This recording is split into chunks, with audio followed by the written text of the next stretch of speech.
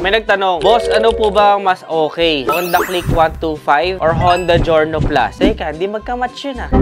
Pero dahil marami sa inyo ang nag-aakala na porket parehas silang Honda at parehas 125cc ay parehas na rin sila ng makina at ang ibubuga ay magandang pag-usapan natin yan ngayong araw. Honda Click 125 or Honda Giorno Plus? Alin nga ba ang mas sulit kapag bibili ka pa lang ng motor?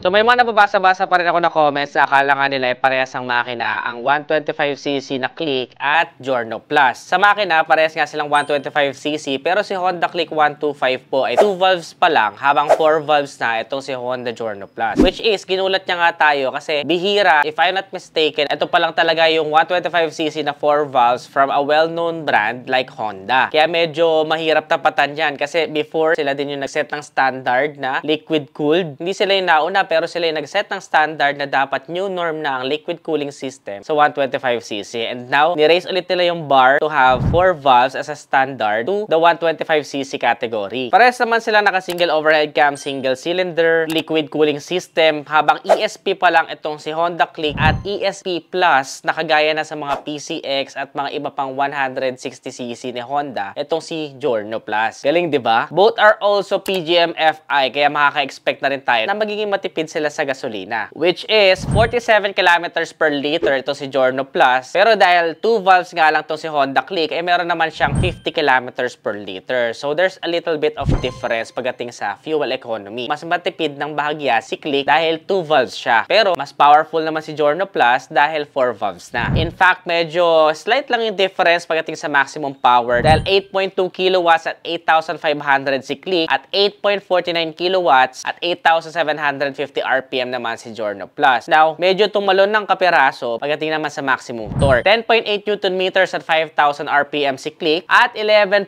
Nm at 5,250 RPM naman itong si Giorno Plus. Kaya nakakatuwa na kahit akala mo pure aesthetic at pa-cute lang yung itsura niya pero may ibubuga rin pala pagdating sa maximum power and torque, di ba? For the compression ratio, 11:1 si Click, 11.5:1 naman si Giorno Plus. Bore and stroke naman, 52.4 by 57.9 si Click at 53.5 by 55.5 mm naman si Giorno Plus. Now, when it comes to aesthetic, sabi ko nga sa inyo, totally magkaiba talaga sila ng category na dalawa dahil classic scooter itong si Giorno Plus, habang modern, futuristic naman itong si Honda Click. At kayo lang mismo makakahusga kung alin nga ba sa dalawa ang mas appealing sa inyo. If you want something na classic, will never go out of style, simple lang, pero hindi para sa lahat, pwede ka kay Giorno Plus. Meron siyang LED na headlight, may chrome material na nakapalibot, tapos flat lang yung kanyang pinakamukha. May dalawang turn signals, ganun din sa likod. Very Italian yung datingan niya with brown seat, sturdy na grab bar, brown din yung kanyang handle grips, at nasa unahan naman yung kanyang fuel tank. At meron din siyang step-through na footboard. At the same time, Honda Click 125 naman ay naka daytime running light na medyo aggressive yung looks niya. Split LED na rin yung kanyang mga headlight. Merong mga decals na somehow may racing vibes na inihahatid. Matte brown colored na rin yung kanyang grab bar sa likod. And meron din siyang tail light na nakahiwalay yung mga turn signals para mas maporma at rugged yung dating. Sa mga bulsa naman, si Honda Click ay magkabila yung bulsa, isang mababaw at isang malalim. At ngayon, meron na rin siyang USB ready na charging port. Habang si Giorno Plus naman ay isa lang ang bulsa at medyo limited lang din yung mailalagay. Malalim at kakasya para ng isang smartphone, kagaya kay Click, pero isa lang yung kanyang bulsa. Pero syempre, may charging port na rin at makakapag-charge ka na rin ng device mo while riding. Now, pagdating naman sa seat storage, ay merong 18 liters si Honda Click 125. Nakakasya ang ilang helmet, pero ibang level, napakalaking seat storage ni Giorno Plus, nakakasya ang isang full face Evo helmet nang walang kahirap-hirap. 30 liters. Yun ay sa kadahilanan na nasa unahan na yung kanyang fuel tank na merong 5.4 liters in capacity. Although nasa ilalim pa ng upuan ang fuel tank ni Click, ay lamang pa rin siya dahil 5.5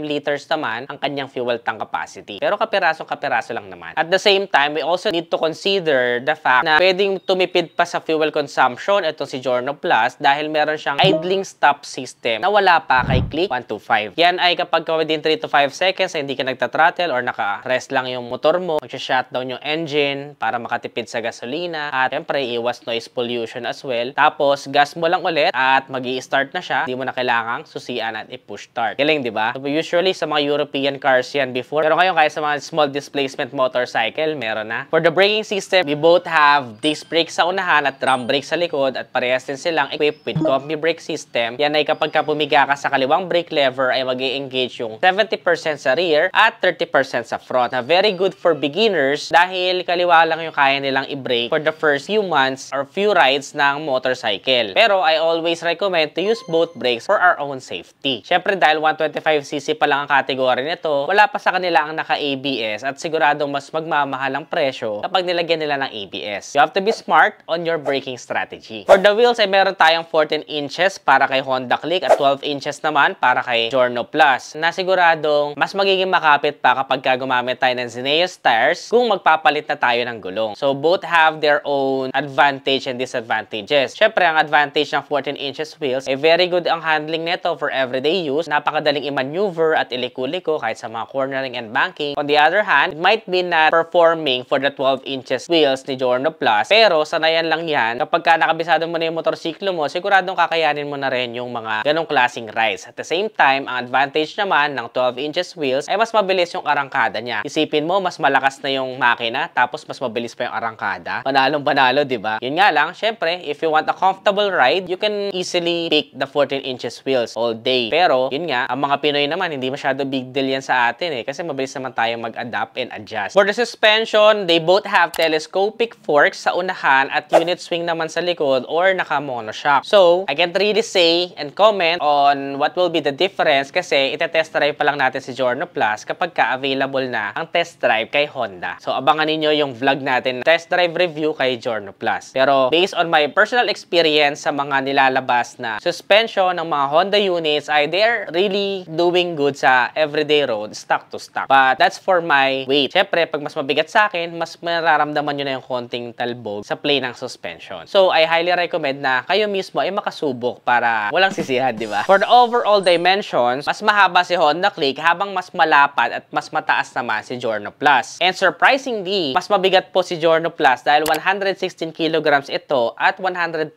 kilograms lang si Honda Click. So, there's already 4 kilograms na difference sa dalawa na malaking factor din syempre sa power to weight ratio. Pero dahil powerful naman si Giorno Plus, plus 12 inches wheels pa, so I doubt na magiging mas malakas pa rin si Click dito. Pero depende pa rin yan syempre sa rider. At kung susubukan man yan, dapat sa racetrack syempre, hindi sa public road. One thing also na kapag kakaparehas nila ay yung kanila digital na meter panel. Halos magkamukha lang sila na may brush wood material na nakapalibot. You all have the information that you need, especially the time, fuel gauge, speedometer, trip meters, etc. Pero ang major difference is nakamano-manong desusi si Click at smart key system na po or keyless na itong si Giorno Plus. Para sama sila na merong buttons ng seat doon sa unahan, pero si Giorno Plus ay meron ding additional na fuel button para bumukas yun nasa unahan niya pagilid. Ganda na pagkakabukas, di ba? Kakaiba, papunta sa side. For the color sa standard ni Click ay meron siyang 4 na kulay, which are yung Pearl Arctic White, Pearl Sylvestris Gray, Pearl Crimson Red, at Obsidian Black Metallic. Para naman doon sa kanilang special edition ay merong Pearl Sylvestris Gray, Stellar Blue Metallic, at Matte Fiery Red Metallic. Si Giorno Plus naman ay isang variant lang na merong Virgin Beige, Matte Gunpowder Black Metallic, Pearl Jubilee White na not so white, somehow silver gray yung itsura niya, and then Piquant Orange na mapapanatili nating vibrant yung kulay ng mga motorsiklo na ito kapag gumamit tayo ng Extreme 1 Protection. Para sa inyo netizens, alin sa mga colors na yan ang very appealing? Comment nyo naman sa ibaba. For the seat height naman, mas friendly sa short rider si Click 125 dahil meron lamang siyang 769mm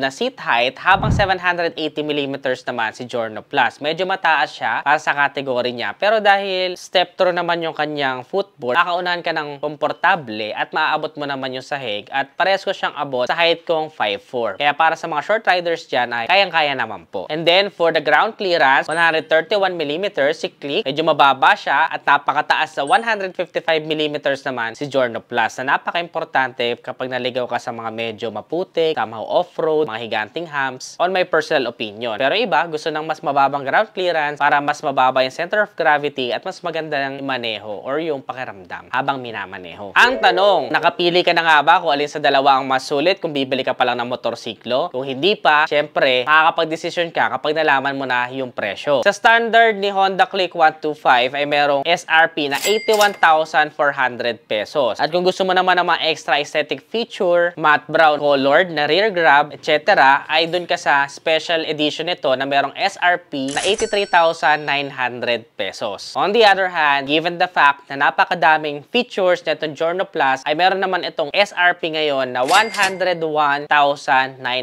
pesos. Kung i-compare natin siya sa pinakamahal ng Click, ay merong 8,000 pesos difference. Sa 8,000 na yun, makakakuha ka na ng idling stop system, 4 valves engine, ESP+, malaking seat storage, plus, dahil bago pa nga lang siya sa kalsada, siguradong isa ka sa mga few na mauunang meron pa lang nito. Konti pa lang kayo kung tutuusin. Si Honda Click, napakadami na sa kalsada, but it can also be a good thing dahil masasabi natin na baka kaya marami ay dahil very reliable na at sulit sa presyo niya. Kaya kayo na lang talaga makakapag-decide kung para kay Click kayo or para kay Giorno Plus. Para sa inyo netizens, kung bibili pa lang kayo ng motorsiklo, alin sa dalawa ang bibili ninyo? Comment nyo naman sa baba para matulungan natin yung mga netizens natin na nagdidesisyon pa lang. Ano pa kayo mga ibang motorsiklo ang magandang ipag-compare or gusto nyo i-review natin next vlog? Comment your suggestions below. Kung nagustuhan mo to, don't forget to give this video a thumbs up, subscribe. Naghihirapan natin yung mga videos natin, kaya sana naman tumaas pa yung subscribers and followers natin. Kailangan natin ng suporta nyo netizens para patuloy tayong makapaghatid ng gantong kakalidad na mga informative vlogs. Visit nyo rin kami dito sa aming Nedi Shop na located sa Santa Rosa, Laguna. Again, this is Ned Adriano. Always keep it cool, ride safe always.